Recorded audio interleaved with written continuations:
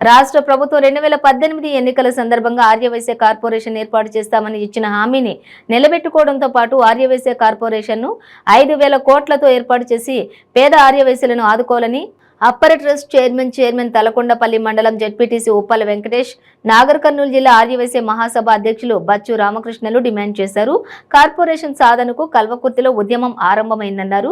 కల్వకుర్తి పట్టణంలోని వాసవి కన్యకా పరమేశ్వరి దేవాలయం నుండి ఆర్యవైశ్యులు భారీగా బైక్ ర్యాలీతో పట్టణం పుర వీధుల గుండా నిర్వహించిన కార్యక్రమంలో వందలాది మంది ఆర్యవైశ్యులు పాల్గొని ఆర్జీఓ కార్యాలయానికి తరలి వెళ్లారు. ఈ సందర్భంగా ఆర్యవైశ్యులను ఉద్దేశించి ఉప్పల వెంకటేష్, బచ్చు రామకృష్ణ, కొండూరు గోవర్ధన్, కండే హరిప్రసాద్, డీసీసీబీ డైరెక్టర్ గంప వెంకటేష్, జూలూరి రమేష్ బాబులు మాట్లాడారు. ఎంతో మంది ఆర్యవైశ్యులు ఆర్థిక సమస్యతో సతమతమవుతున్నారని, తోటి వారికి చేతన అందించే ఆర్యవైశ్యులకు ప్రభుత్వం అండగా నిలవాలన్నారు. కార్పొరేషన్ సాధించే వరకు దశల వారీగా ఉద్యమాలు చేపడతామన్నారు. ఆర్యవైశ్యులను ఇబ్బంది పెట్టాలనుకుంటే వారిని వదిలేదే లేదని హెచ్చరించారు.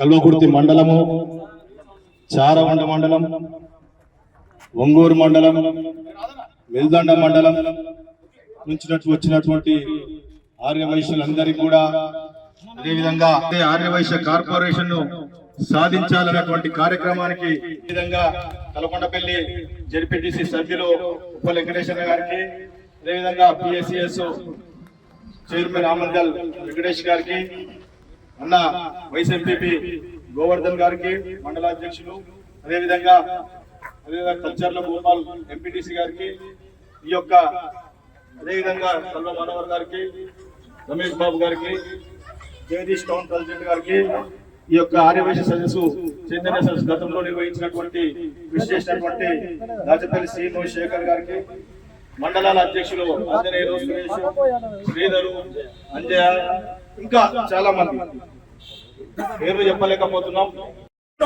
ఫలితాలను ఈరోజు పథకాలను అడిగినటువంటి సందర్భాలు లేవు. ఆర్యవైశ్యులు కేవలం వెనుకబడినటువంటి వాళ్లకు ఇంతకు ముందు చెప్పినట్టు వెంకటేశ్వర చెప్పినట్టు 5,000 కోట్లతో ఆర్యవైశ్య కార్పొరేషన్ ఏర్పాటు చేయాలని పదే పదే ప్రభుత్వం కూడా చెప్పింది. ఎన్నో సార్లు ప్రభుత్వము, హరీష్ రావు, అదే విధంగా మంత్రులు, ముఖ్యమంత్రి కూడా చెప్పారు.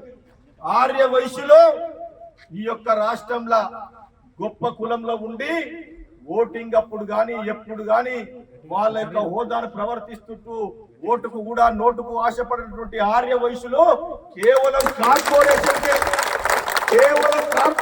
కే ఓటుకు నోటు కాదు, కార్పొరేషన్ అందులో కూడా మీద ఉన్నటువంటి ఆర్యవైశ్యులకు ఏర్పాటైతుంది, సహాయపడుతుంది. వీళ్ళు ఏమి కూడా అడగలే, ఎప్పుడు కూడా అడగలే అని చెప్పినటువంటి సందర్భాలు ముఖ్యమంత్రి, మంత్రులు ఉన్నటువంటి సందర్భాలు ఉన్నాయి. కానీ అమలు కాలేదు.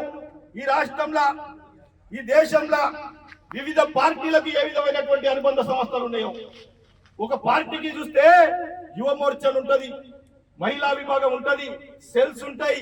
ఆ విధంగా పార్టీకి అనుబంధం ఉన్నటువంటి సంస్థలు ఏవైతే ఉన్నాయో, ఈరోజు ఆర్యవైశ్యులకు కూడా ఆర్యవైశ్య మహాసభ, ఆర్యవైశ్య సంఘము, యువజన సంఘము, ఆవోప మహిళా సంఘము, వివిధమైనటువంటి అన్ని అనుబంధ సంస్థలు చేసుకొని, అనుబంధ సంఘాలు వేసుకొని, ఆ సంఘాల ద్వారా ఏమన్నా అడుగుతున్నావా అంటే ఏమీ అడుగుతలేము. ఆ అనుబంధ సంస్థలు వేసుకొని పోటీ పడుతున్నా.